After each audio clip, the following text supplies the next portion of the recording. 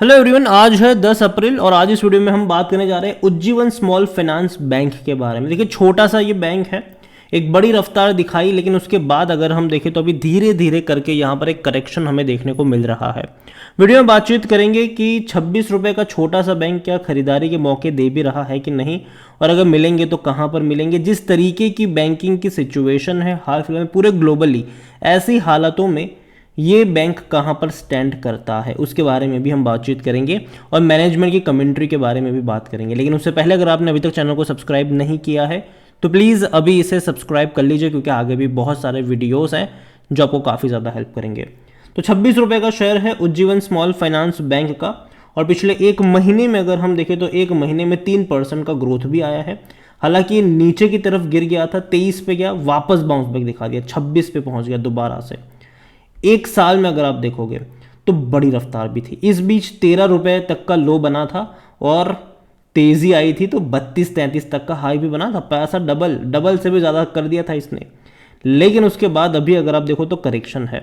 देखो, इससे पहले भी एक बड़ा करेक्शन आया लेकिन बाउंस बैक कर गया, फिर धीरे धीरे टूटता गया और दोबारा अभी बाउंस बैक आ रहा है। तो क्या ये जो बाउंस बैक है, क्या ये दिसंबर वाले बाउंस बैक की तरह है या फिर ये एक ब्रेकआउट की तरफ जा रहा है?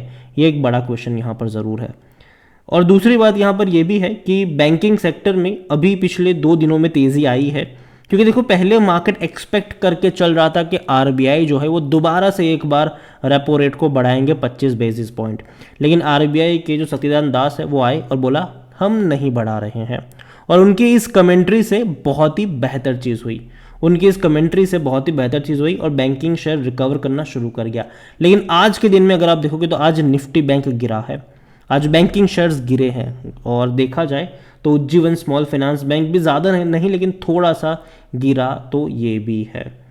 कंपनी को लेकर अगर आप बात करेंगे तो यहाँ पर आप देखो तो इनकी जो असेट्स क्वालिटी है वो बेहतर हुई है। इवन डिपॉजिट्स है वो भी बढ़े हैं। यहाँ पर अपडेट कुछ इस तरीके से है कि डिपॉजिट्स में बढ़ोतरी देखने को मिल रही है उज्जीवन स्मॉल फाइनेंस में, और असेट्स क्वालिटी में जो है वो भी इम्प्रूवमेंट आया है। अब देखिए, the deposit momentum continue to be strong with the March 2023 making the 25,000 crore milestone for the lenders. ये बड़ी बात है। यहाँ पर आप देखिए तो total deposit growth 39% year on year and 10% quarter on quarter. तो ये बड़ी बात है कि क्वार्टर ऑन क्वार्टर डिपॉजिट जो है वहाँ पर 10% का जंप आया है और ईयर ऑन ईयर बेस पे ऑलमोस्ट 40% का जंप देखने को मिल रहा है, और ये बड़ी बात है। और इसीलिए इनके जब क्वार्टरली रिजल्ट्स आएंगे मार्च के, उसके ऊपर सबसे ज़्यादा नज़र रहनी चाहिए, क्योंकि तब पता चलेगा कि भैया कैसे परफॉर्म किया है। अगर मैं इनके क्वार्टरली परफॉर्मेंस की बात करूँ तो भैया अच्छा परफॉर्मेंस है, शानदार परफॉर्मेंस है। क्वार्टरली परफॉर्मेंस अगर आप देखो तो इनका 800 करोड़ से 1200 करोड़ से भी ज़्यादा हो चुका है इनका रेवेन्यू। और जहाँ तक बात करें प्रॉफिट्स की, तो जो लॉस मेकिंग था ये 33-34 करोड़ का जो लॉस था पहले, वो पहले 127 करोड़ का प्रॉफिट में तब्दील हुआ, फिर 203 करोड़ प्रॉफिट, फिर 295 करोड़ प्रॉफिट, फिर 295 करोड़। तो अभी ये देखना होगा मार्च क्वार्टर में कि भैया अब कैसे रिजल्ट्स आएंगे। क्या लास्ट 2 क्वार्टर के प्रॉफिट्स जितने आएंगे या उससे ज़्यादा आएंगे या फिर उससे कम आएंगे। अगर ज़्यादा आते हैं तो बहुत अच्छी बात है, लेकिन अगर कम आए तो शायद थोड़ा सा करेक्शन आपको और देखने को मिलेगा यहाँ पर। दूसरी बात, मैनेजमेंट की कमेंट्री की अगर हम बात करें तो मैनेजमेंट की कमेंट्री में मैनेजमेंट ये कह रहा है कि लोन डिमांड जो है वो आ रही है इनके पास, और ये अच्छी बात है कि भैया लोन डिमांड आ रही है। क्योंकि देखो एक चीज़ है कि अगर ज़्यादा लोन की डिमांड आएगी तो उनके लिए फ़ायदे का ही सौदा है, ठीक है। और दूसरी बात यहाँ पर यह है कि अभी जिस तरीके से इंटरेस्ट रेट बढ़े हैं, ऐसी हालातों में जब लोग लोन ज़्यादातर नहीं लेते हैं, अवॉइड करते हैं, तो ऐसे में अगर डिमांड आ रही है तो अच्छी बात तो है ही यहाँ पर। साथ ही साथ एक चीज़ ये होगी छोटी बैंकों के लिए जो प्रॉब्लम अभी भी होगी, और ये सब जानते हैं, ठीक है, कि एक प्रॉब्लम ये होगी कि अब इनको अगर पैसा रेज़ करना पड़ेगा तो हायर इंटरेस्ट रेट पे रेज़ करना पड़ सकता है इनको, क्योंकि दिक्कत वाला माहौल है। और जिस तरीके से सिलिकॉन वैली बैंक से लेकर बाकी बैंक्स कोलैप्स हुए हैं यूएस में, और अगर ऐसा कुछ दोबारा होता है तो छोटी बैंक पे प्रेशर ज़्यादा बनता है भारत में भी। और उज्जीवन स्मॉल फाइनेंस बैंक एक छोटी बैंक तो है। यहाँ पर अगर आप देखोगे तो उनका ये कहना है कि yes I think the demand for us is coming from all the quarter, we are trying to improve the level of our second book and the fourth quarter we have seen good demand from the housing. उनका कहना है कि भैया housing से अच्छी demand हमारे fourth quarter में देखने को मिली है। और affordable housing has also done very well, so I think the demand for the loans we are seeing from all quarter although the micro banking was very good. The stand out for the fourth quarter is affordable housing. Affordable housing fourth quarter में इनके लिए अच्छा साबित होने वाला है। Again मैं आपको बता दूं कि मार्च क्वार्टर के जो रिजल्ट्स है वो एक्सपेक्टेड है कि अच्छे आएंगे। जो असली इम्पैक्ट होगा वो हमें पता चलेगा जून में। जून क्वार्टर के रिजल्ट्स में हमें पता चला कि भैया जो इंटरेस्ट रेट बढ़े हैं उसका क्या इम्पैक्ट हुआ है। उज्जीवन स्मॉल फाइनेंस बैंक आज वॉल्यूम देखें तो 45 लाख के आसपास देखने को मिले, जो कि अच्छे हैं, डिसेंट मैं कहूँगा इसको। और तो और कंपनी की अगर हम बात करें तो 100% लोग कह रहे हैं खरीदारी करो, 100% लोग according to Moneycontrol user. यहाँ पर अगर आप इनके रेवेन्यू देखो तो अब तक स्टेबल थे, लेकिन अब बहुत तेज़ी से बढ़ेंगे क्योंकि क्वार्टरली रेवेन्यू इनके 1000 करोड़ से ज़्यादा देखने को मिल रहे हैं।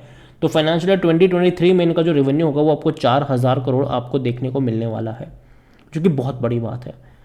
प्रॉफिट, ये अब तक लॉस था, आप देखिए 8 करोड़ का प्रॉफिट था 2021 में, 22 में 415 करोड़ का लॉस था। अभी अगर आप देखो तो पिछले 3 क्वार्टर का ही इनका जो प्रॉफिट है वो तकरीबन 700 करोड़ हो चुका है। पिछले 3 क्वार्टर का प्रॉफिट 700 करोड़ है। चौथे क्वार्टर में अगर 300 करोड़ भी ले आते हैं तो भैया 1000 करोड़ का प्रॉफिट होगा, जो कि अब तक का सबसे हाईएस्ट प्रॉफिट होगा। यहाँ पर बड़ी कैंडल्स होगी। इतना ही नहीं, अगर उज्जीवन स्मॉल फाइनेंस बैंक में देखा जाए तो 5.64 का इसका पी रेशियो है, सस्ता है, महंगा नहीं है। और सेक्टर पी 21 के आसपास देखने को मिल रहा है। 92% एनालिस्ट भी कहते हैं खरीदारी करो। इतना ही नहीं, अगर हम बात करेंगे शेयर होल्डिंग की तो शेयर होल्डिंग में जो प्रमोटर के पास है वो 73.68% की होल्डिंग है, एक भी शेयर गिरवी नहीं है, बहुत अच्छी बात है। बड़े बड़े फंड हाउस के पास भी अच्छी खासी क्वांटिटी है, डिसेंट क्वांटिटी में कहूँगा। ये 1.80% है म्यूचुअल फंड्स के पास, 6.41% है डोमेस्टिक इंस्टीट्यूशन के पास, एफआईएस के पास 2.28% की होल्डिंग है, और रिटेल और अदर की मिलाकर बनती है 15.83%, जिनमें से रिटेल इन्वेस्टर्स 8.75% की होल्डिंग लेकर बैठे हैं, 7.08 अदर पार्टीज के पास है। ओवरऑल मुझे उज्जीवन स्मॉल फाइनेंस बैंक अच्छा लगता ज़रूर है, लेकिन इस प्राइस पे नहीं। मैं मान के चल रहा हूँ कि अभी भी अगर मैं इसका ग्राफ देख रहा हूँ तो मुझे ये लगातार एक डिक्लाइन वाला ग्राफ नज़र आ रहा है। बीच में तेज़ी ज़रूर इसने अभी दिखाई है, लेकिन ये मुझे लगता है कि शायद 1-2 दिन में शायद थोड़ा सा और करेक्शन यहाँ पे बनेगा, क्योंकि ये जो तेज़ी आई थी वो आरबीआई के अनाउंसमेंट के बाद आई थी। और अभी मैं मान के चल रहा हूँ कि थोड़ा सा शायद करेक्शन यहाँ पर बनने के चांसेस बनेंगे यहाँ पर। और अगर मान लो कि यूएस से किसी और बैंक की खबर आ जाती है, ख़राब खबर आती है, तो भैया हालत और ख़राब हो सकती है बैंकिंग सेक्टर में। हालांकि चांसेस थोड़े से कम है, लेकिन अगेन मैं एक पॉसिबिलिटीज़ को यहाँ पर लेके चल रहा हूँ। और छोटी बैंक्स में अभी के लिए थोड़ा सा अवॉइड करूँगा, और खास करके उज्जीवन स्मॉल फाइनेंस बैंक, जो कि ऑलरेडी अपने उतनी बड़ी गिरावट यहाँ पर नहीं दिखाई है उसने। मुझे लगता है शायद थोड़ा सा और करेक्शन यहाँ पर बनना चाहिए। और अगर ये शेयर थोड़ा सा और नीचे के लेवल पर आसपास करेक्शन दिखाता है तो खरीदारी के मौके भी वहाँ पर बनते हुए आपको नज़र आ सकते हैं। तो अभी के लिए मैं अवॉइड करूंगा, लेकिन मैं इसके क्वार्टरली रिजल्ट्स पे नज़र रखूंगा। जैसे ही क्वार्टरली रिजल्ट्स आएंगे और अगर इन्होंने अच्छा परफॉर्म किया, जो कि एक्सपेक्टेड है कि शायद 300 करोड़ का प्रॉफिट दिखाए, तो मैं मानता हूं कि हाँ तब अच्छे मौके बनेंगे। लेकिन जब तक क्वार्टरली रिजल्ट्स अच्छे नहीं आते इनके नेक्स्ट क्वार्टर के, तब तक अभी के लिए मैं थोड़ा सा अवॉइड करूंगा। जैसे ही नतीजे आएंगे डेफिनेटली हम उसके बारे में बातचीत भी जरूर करेंगे। वीडियो को यहीं पे एंड करूंगा। पसंद आया हो तो लाइक करो, शेयर करो, चैनल पर अगर पहली बार हैं तो प्लीज़ सब्सक्राइब करें। और उज्जीवन स्मॉल फाइनेंस बैंक के बारे में आप क्या सोचते हैं वो भी आप मुझे कमेंट में लिख के बता सकते हैं। Thank you.